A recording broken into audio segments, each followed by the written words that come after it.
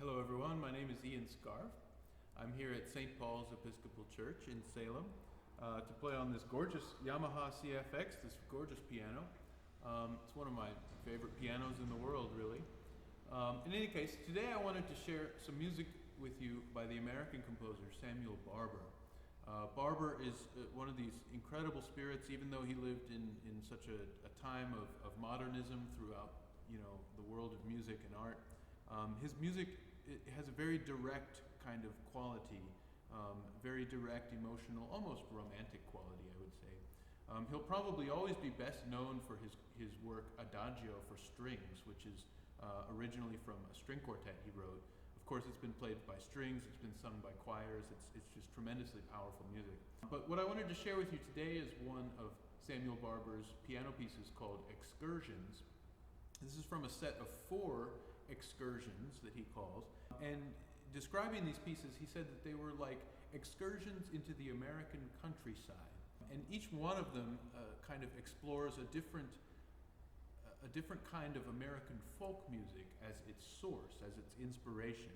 So I'm going to play for you the third of these excursions, which is inspired by the sound and the kind of atmosphere of an American folk song. In fact, this is like a set of variations on the folk song, which is a very kind of classical treatment of this very American sounding thing. The folk song itself, the melody is a tune that he made up, he composed himself, but it always reminds me of that old song that's called The Streets of Laredo. I'll just play the melody for you.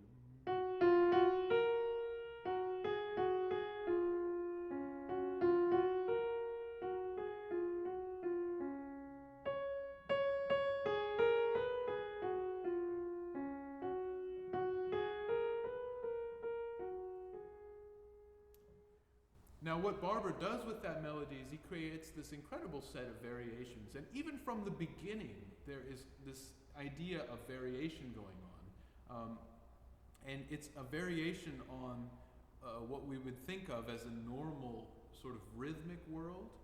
When you listen, my left hand has a pretty normal kind of pattern to it.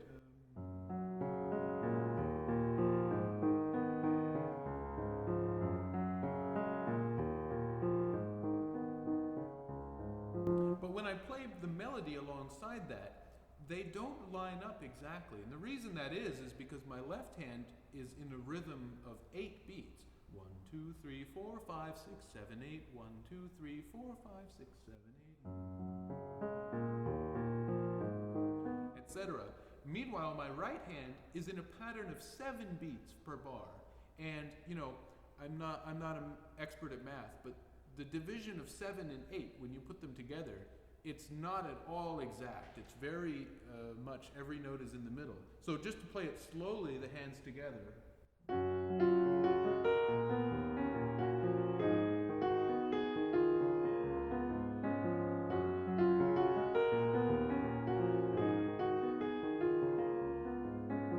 I mean, it's just incredible. Just to be able to do that, it took me like a week of work and a week of struggling with the strangeness of how my hands are not actually playing together. They're playing sort of separately, but together. Of course, when you put it together and you give it the right kind of touch and atmosphere, it's this very gentle, kind of pillowy sound that you get.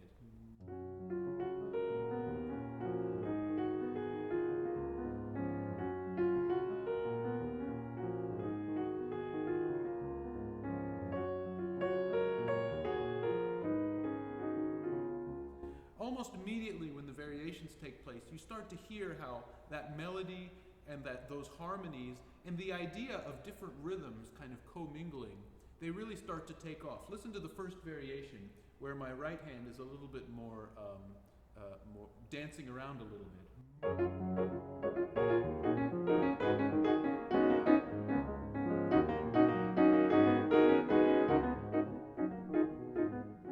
So you still hear the melody on top. But it becomes this little dance.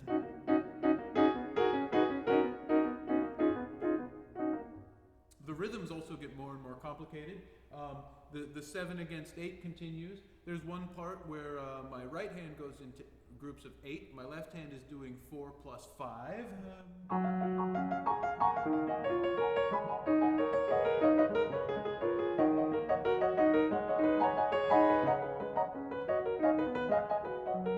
then there's one where my left hand takes over the 5 plus 5.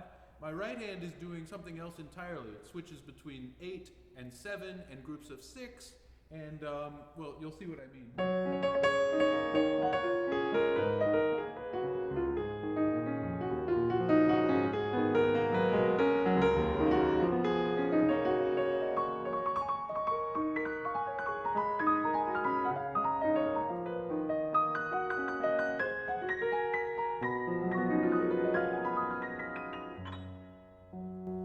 If you're watching closely, you may see that I spend a lot of time playing on the black keys in this piece. This piece is in G flat major, which has 6 flats in it, which if you're a musician, you know that means it's a little bit strange to look at because, you know, you have to be constantly adjusting and flattening these notes, moving them down into the black notes.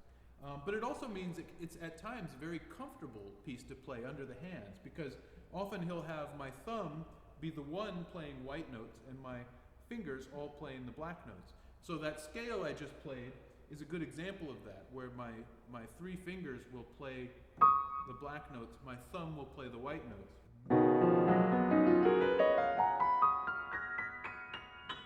Which is kind of a comfortable thing, even though it's a strange way to write a scale.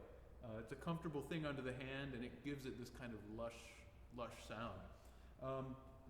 There follows a variation that's a little bit more active. My right hand dances up and down while my left hand plays the melody.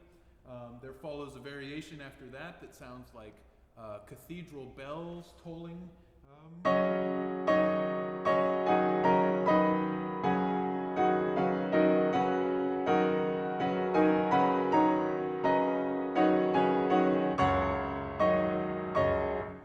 And then at the end, it returns home to the soft and gentle world that it began.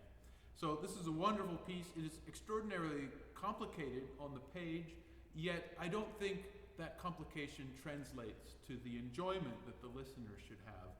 I just thought that it'd be fun to share some of these details with you, to give you an inside look, as it were. So I hope you enjoy this. This is the third of Samual Barber's Excursions for the piano.